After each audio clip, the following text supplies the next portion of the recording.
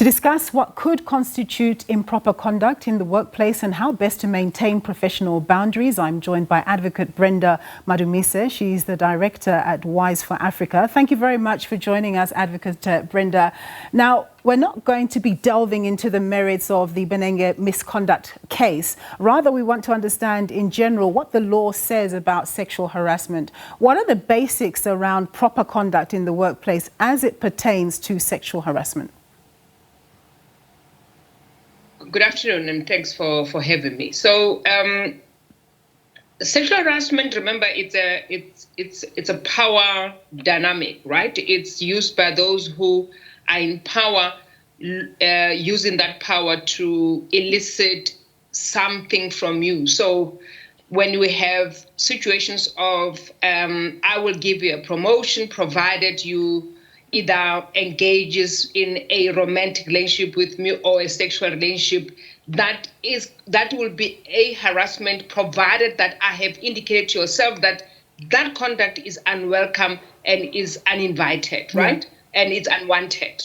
So it's at the workplace where we cannot use our power to demand favors from those who are powerless, right? And even those who are seeking employment, that you're coming into an organization looking for employment, but for you to get that position, you must do certain things, you must do some sexual acts, right? And that's the nature of this kind of harassment. Is the quid pro quo thing. You do something for me, I will do something for you, right? And in most instances, and I want to emphasize the point, it's used by those who have got the power. You find that you find yourself in the most vulnerable position, and you don't have the power to say no because you are afraid of what might happen to you or the consequences thereof. In most instances is that you might not get the job, and because you are desperate to find a job, you are forced to perform sexual acts. Yeah. So so what we expect from most companies, that they should have a policy, a sexual harassment policy, as is advised by the Labor Relations Act and the Basic Conditions of Employment, that you need to have a policy that is very clear for each and every employee on how to conduct themselves in the place of work. And that's why there is additional convention that is international that looks at harassment at the place of work and violence at the place of work, because those things do happen at work, and because it's done by those who wield power.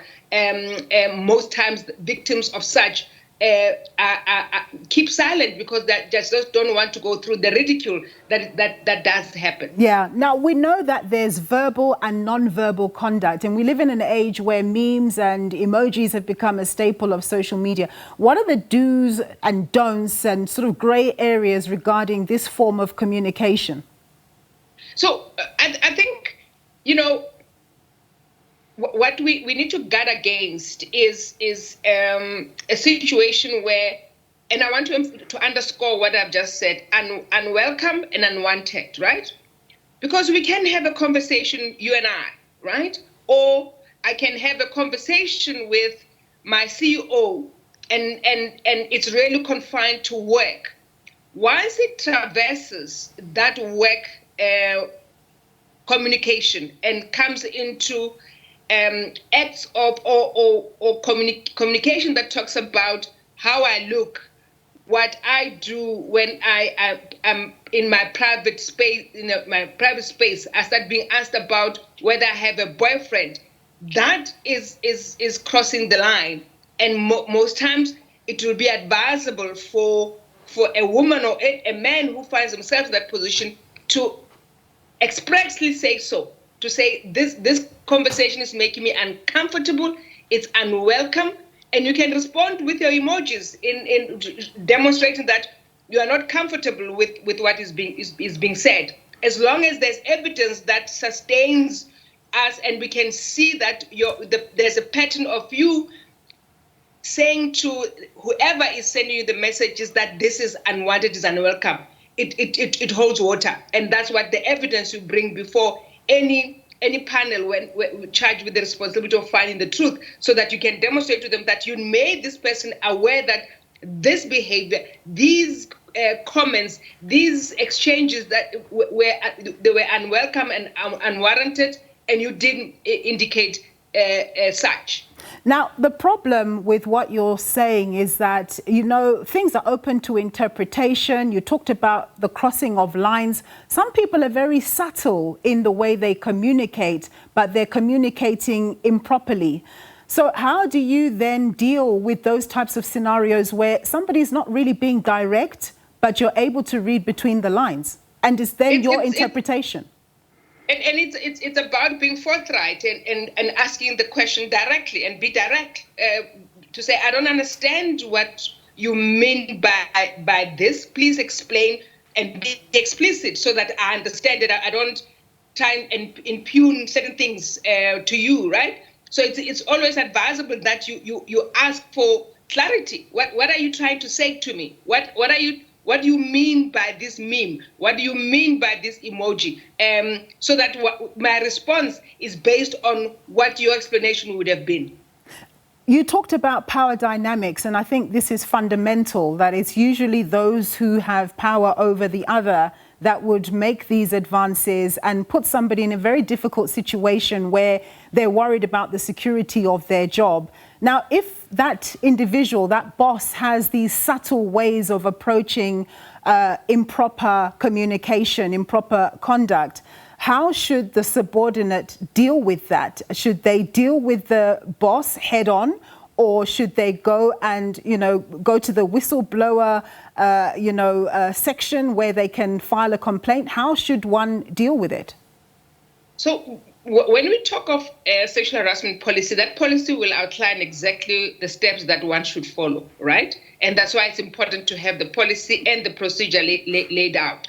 In most instances, it's HR, human resources, that is given the responsibility to address matters such as this. So an employee will go to their immediate supervisor, or they will go to the HR manager and indicate that this is what is happening to them.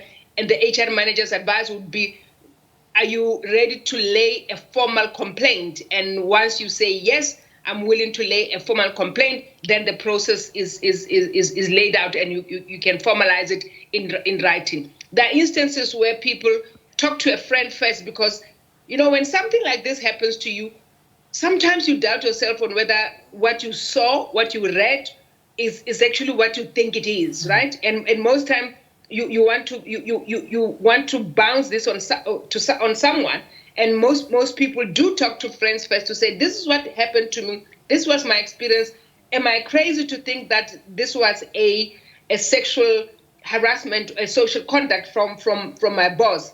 And once you get that comfort and affirmation from a friend, from a colleague who might say to you, it is, you're not wrong, you're not crazy for saying what you are saying or having seen what you saw, you then can proceed to lay a formal complaint with HR. Yeah. One last thing, from your experience, when it comes to sending messages, we live in these times of WhatsApp and so on. When it comes to sending messages, does it matter what time you receive a message? You might get a message at 2 a.m. or is it really about the content of the message? It's both, right?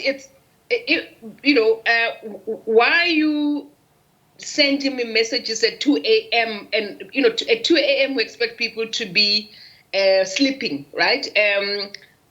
So it's a combination of both. The content is the most critical one because that's the measure of how we're going to determine whether there is sexual harassment or not. But the timing of it also complements and gives the gravity to the case that it was early hours of the mornings when these exchanges were being made at 2 a.m., 3 a.m., when you're supposed to be with your partner at home, sleeping with your partner. Instead, you are sending these salacious messages to someone else. So content is the most important, but the timing, helps to prove the point that there was an intention not to engage during, ordinary working hours. But, this was all very Nicodemus, the way it was being done. Advocate, thank you very much for that very interesting discussion and guidance. That was Advocate Brenda Madumise. She's the director at Wise for Africa.